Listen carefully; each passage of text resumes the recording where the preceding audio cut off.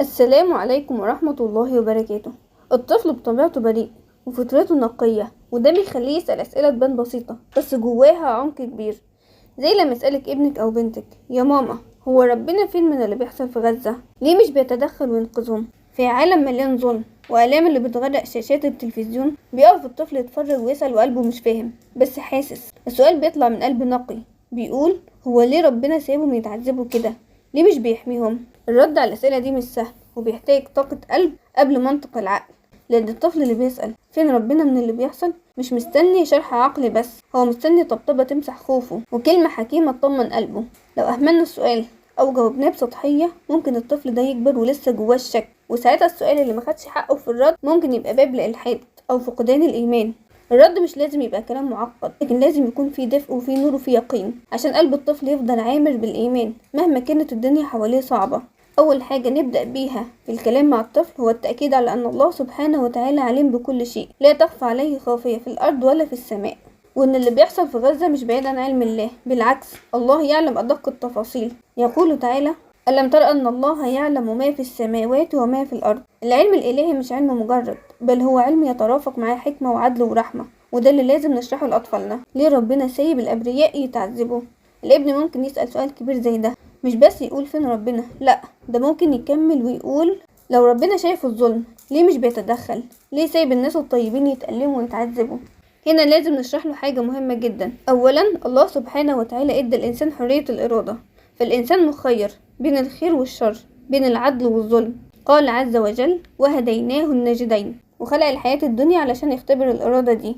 ربنا قال: الذي خلق الموت والحياة ليبلوكم أيكم أحسن عملا وهو العزيز الغفور. الظلم اختبار للظلم عشان يوقف ظلمه، واختبار للمظلوم ليصبر ويثبت على الحق، وكمان اختبار للي شاف الظلم ده هل هيسكت ولا يتحرك ويدافع عن المظلوم.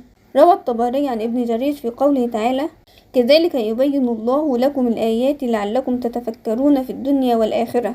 قال: أما الدنيا فأنتوا عارفين إنها دار بلاء وفناء، والآخرة دار جزاء وبقاء، فربنا بين للإنسان طريق الخير وطريق الشر وساب له حرية الاختيار، لكن مع الحرية دي في مسؤولية، والمسؤولية دي تشمل اختيار الإنسان لأفعاله سواء كانت أفعال عادلة أو ظالمة. ثانيا، ربنا لما خلق الدنيا دي حط ليها قوانين وسنن بتمشي عليها، والسنن دي بتطبق على الكل سواء كان مؤمن أو مش مؤمن، زي ما ربنا قال: فلن تجد لسنة الله تبديلا ولن تجد لسنة الله تحويلا. يعني اللي عايز ينجح في الابتلاء ده لازم يعمل اللي عليه وياخد بالأسباب، ولو النصر مجاش أو اتأخر لازم نراجع نفسنا ونشوف احنا قصرنا في ايه، ونتهم نفسنا مش ربنا سبحانه وتعالى، زي ما قال: أولما أصابتكم مصيبة قد أصبتم مثليها قلتم أن هذا، قل هو من عند أنفسكم. ليه ربنا ما بياخدش حق المظلوم من الظالمين في الدنيا؟ ولو ربنا شايف كل حاجة وسايب الإنسان يتحمل مسؤولية أفعاله، ليه ما بيقتصش من الظالمين؟ الأسئلة دي بتفتح لنا باب لفهم أعمق، وهو إن الدنيا دي مش دار جزاء نهائي، دي دار ابتلاء واختبار. ربنا بيختبر الناس في الدنيا علشان يشوف إيمانهم وصبرهم وقدرتهم على التحمل. الفضيل رحمة الله عليه قال كلمة عميقة: الناس ما داموا في العافية مستورون، فإذا نزل البلاء صاروا إلى حقائقهم، فصار المؤمن إلى إيمانه وصار المنافق إلى نفاقه.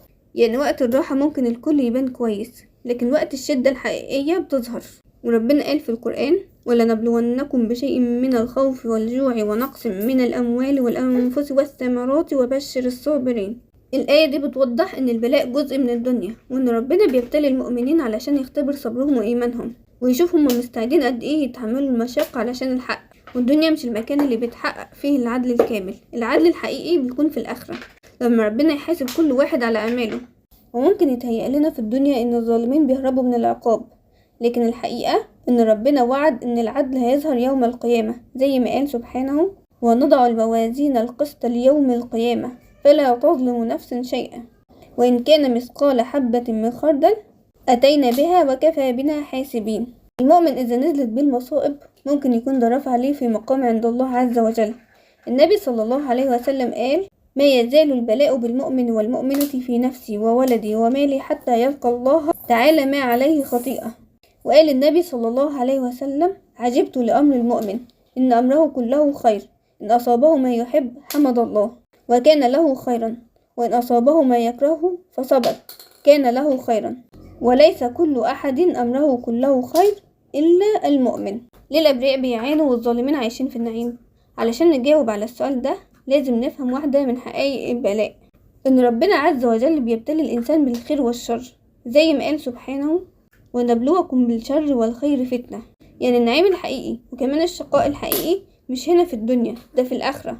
وعلشان كده ممكن ناس إيمانهم ضعيف يتلخبطوا ويظنوا إن ربنا مش عادل، أو يربطوا حب ربنا بإنهم يعيشوا في نعيم، ولو حصل العكس يفتكروا إن ربنا مش بيحبهم. والقرآن نبهنا للصنف ده وقال: فأما الإنسان إذا ما ابتلاه ربه فأكرمه ونعمه فيقول ربي أكرمن، وأما إذا ما ابتلاه فقدر عليه رزقه فيقول ربي أهانن. يعني مش كل واحد عايش في عافية يبقى على حق، ممكن يكون ده استدراج من ربنا وربنا بيختبره وهو مش واخد باله. هل أهل غزة انتصروا رغم اللي حصل لهم؟ لازم نعلم ولادنا يعني إيه نصر بجد، زي ما قال الشهيد سيد قطب في كتاب المعالم: إن القيمة الكبرى في ميزان الله هي قيمة العقيدة، وإن النصر في أرفع صوره هو انتصار العقيدة على المادة، وانتصار الإيمان على الفتنة. إن الناس جميعا يموتون وتختلف الأسباب، ولكن الناس جميعا لا ينتصرون هذا الانتصار ولا يتحررون هذا التحرر. يعني أهل غزة انتصروا بثباتهم رغم الحصار. اللي بيحصل في غزة هو جزء من سلسلة ابتلاءات المؤمنين اللي مروا بيها عبر التاريخ، ولازم دايما نفتكر قول ربنا: ولا تحسبن الله غافلا عما يعمل الظالمون. ربنا شايف وعارف كل حاجة وبيختبر صبر عباده وإيمانهم وقت الشدة. ورسول الله صلى الله عليه وسلم قال: ما يصيب المسلم من نصب ولا وصب ولا هم ولا حزن ولا أذى ولا غم حتى الشوكة يشاكوها إلا كفر الله بها من خطاياه. يعني أهل غزة مأجورين على صبرهم وثباتهم، والظالمين مش هيفلتوا من عدالة ربنا مهما طال الزمن. لكن احنا كمان علينا دور، مش بس نحزن ونتعاطف، لازم نتحرك. النبي صلى الله عليه وسلم قال: من رأى منكم منكرا فليغيره بيده، فإن لم يستطع فبلسانه، فإن لم يستطع فبقلبه، وذلك أضعف الإيمان. ربنا قال: وتعاونوا على البر والتقوى ولا تعاونوا على الإثم والعدوان. يعني التعاون علشان ننصر الحق واجب علينا. نقدر ندعم أهل غزة بالدعاء الصادق في كل صلاة، بالتبرع للمؤسسات اللي بتساعدهم، بنشر الوعي عن قضيتهم في كل مكان نقدر نوصل له، وندعمهم بالغالي والنفيس، ونغرس فيهم روح التضامن مع المظلومين علشان يتربوا على قيم العدل والشجاعة في قول الحق.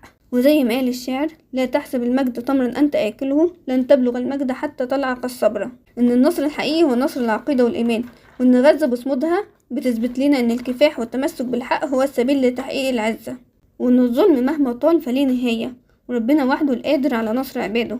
فاللهم انصر عبادك المظلومين وارفع عنهم البلاء، وارزقهم عزة في الدنيا وجنة في الآخرة. وأشوفكم في حلقة جديدة، والسلام عليكم ورحمة الله وبركاته.